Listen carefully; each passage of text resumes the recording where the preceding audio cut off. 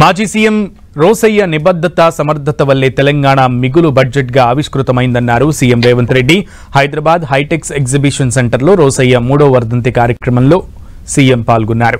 16,000 కోట్ల మిగులు బడ్జెట్తో తెలంగాణ రాష్ట్రం ఏర్పాటైందని, దానికి కారణం రోసయ్య నిబద్ధత సమర్థత వల్లేనని అన్నారు. సీఎంగా ఎవరున్నా రోసయ్య మాత్రం నెంబర్ 2లో ఉండేవారని అన్నారు. ప్రతిపక్షం తప్పక ప్రశ్నించాలని, పాలకపక్షం పరిష్కరించాలని రోసయ్య తనకు విలువైన సూచనలు చేశారని గుర్తు చేసుకున్నారు సీఎం రేవంత్ రెడ్డి.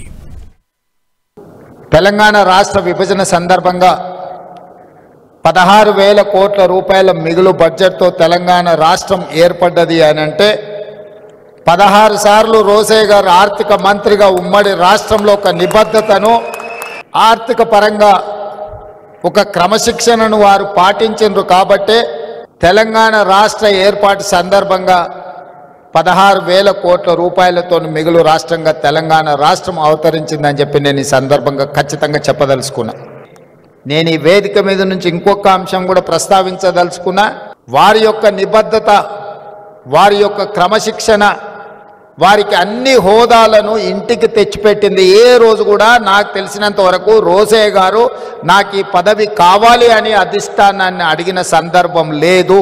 అది మంత్రి కావచ్చు, ముఖ్యమంత్రి కావచ్చు, గవర్నర్ కావచ్చు. వారి ప్రతిభనే, వారి క్రమశిక్షణనే, వారికి పార్టీ పట్ల, నాయకత్వం పట్ల ఉన్న కమిట్మెంటే వారికి అన్ని హోదాలను తెచ్చిపెట్టింది. వారిని మనమందరం స్ఫూర్తిగా తీసుకోవాల్సిన అవసరం ఉన్నది.